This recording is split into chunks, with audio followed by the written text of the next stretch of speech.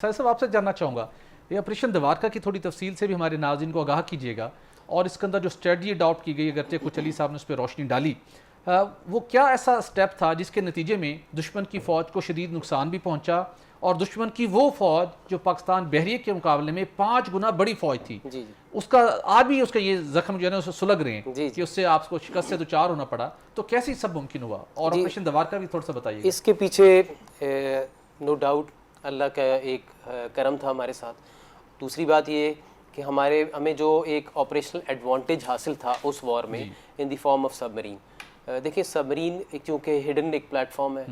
तो ये हिडन होने की वजह से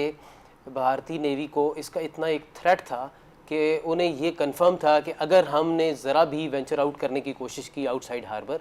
तो हम सबमरीन का शिकार बन जाएंगे।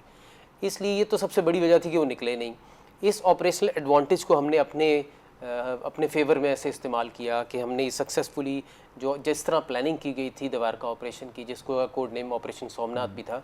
इसको एग्जैक्टली उसी तरह एग्जीक्यूट किया और बग़ैर किसी चैलेंज के अल्हम्दुलिल्लाह ये 7 शिप्स कामयाबी के साथ वापस आने में भी कामयाब हो गए। इस गाजी अब्दोज और हंगोर का क्या किरदार था? वो भी सब मौजूद थी? नहीं, हंगोर उस वक्त मौजूद नहीं थी। उस वक्त जैसे इन्होंने बताया हम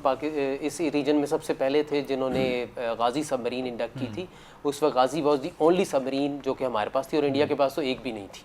तो ये एक ऑपरेशनल एडवांटेज था हमारे पास। अब जब ये 7 शिप्स वहाँ रात के अंधेरे में गए, मिडनाइट 7 और 8 सितंबर की ये बात है, और दवारका रेडार स्टेशन एक बड़ा वाइटल लिंक था इंडियन नेवी के लिए, बिकॉज नॉट ये सिर्फ उनकी बहरिया को सपोर्ट नहीं कर रहा था, ये उनकी एयरफोर्स को भी सपोर्ट कर रहा था for carrying out attacks inside Pakistan और कराची की तरफ। तो इसके डिस्ट्रक्शन की वजह से पहले तो बहरिया फेज आउट हो गई इस ऑपरेशन वॉर थिएटर से, और सेकेंडली इस एरिया में जो उनके एयर अटैक्स आ रहे थे वो भी उनको कर्टेल करने पड़ गए। बिल्कुल ठीक। तो ये इसका बड़ा एडवांटेज बताइएगा। बड़ा मुश्किल सूरत हाल होती है जब आप एक तवील अरसे के लिए आप दोज में हों, अपने घर से दूर हों, अपने प्यारों से दूर हों और दुश्मन के पानियों के अंदर आपकी अब्दोज ऑपरेट कर रही हो, या फिर किसी ऐसी सिचुएशन में हो कि किसी और मुल्क की बहरी अफवाज के साथ आप तवील मुद्दत के लिए वहाँ पर मौजूद हों। क्या सिचुएशन होती है, क्या फीलिंग्स होती हैं? बहुत अहम बात यह है कि इस वॉर के आगाज़ से पहले ही 5 महीनों के लिए हमारी जो बहरी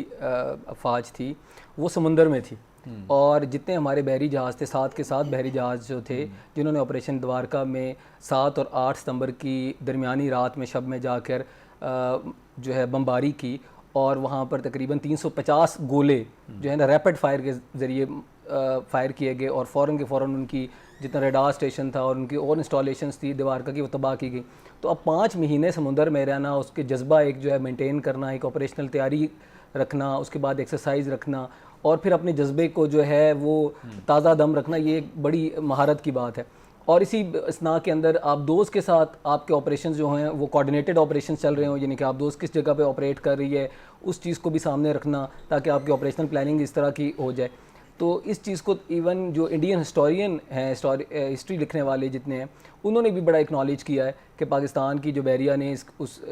65 की जंग के अंदर जो ऑपरेशन किया, और उसकी गूंज बाद में इंडिया की असम्बली के अंदर भी और इंडिया के जो पॉलिटिशियंस थे और ऐवानों के अंदर तक सुनाई गई कि आप 5 दर्जे बड़ी फौज होने के बावजूद, एयरक्राफ्ट कैरियर होने के बावजूद आप माज़ी तो पाकिस्तान बहरिया का बहुत ताबनाक है, लेकिन आजकल हम बात करें जो खित्ते की सूरत हाल है बिलखसूस, उस तनाजुर में पाकिस्तान बहरिया की क्या अहमियत है? बिल्कुल, आप ये देखें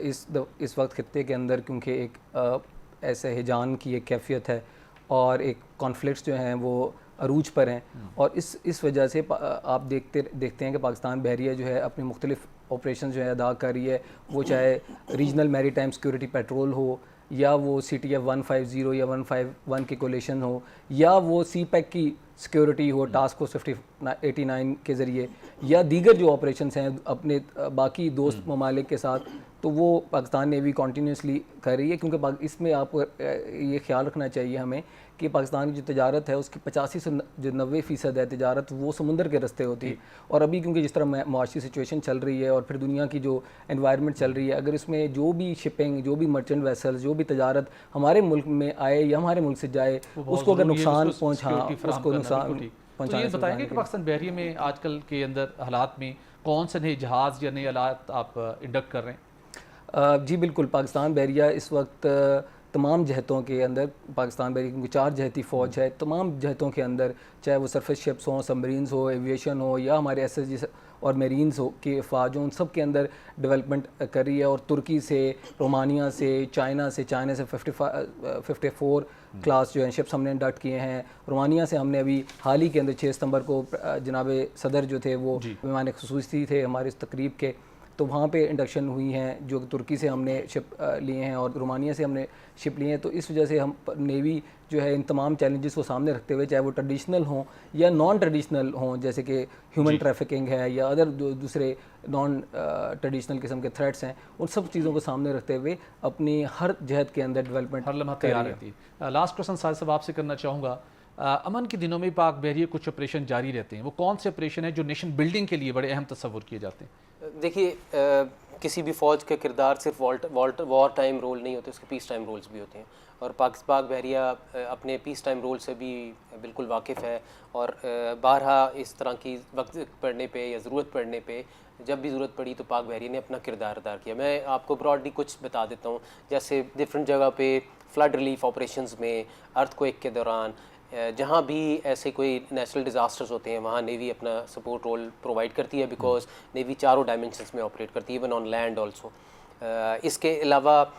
پاک بحریہ جو ہے وہ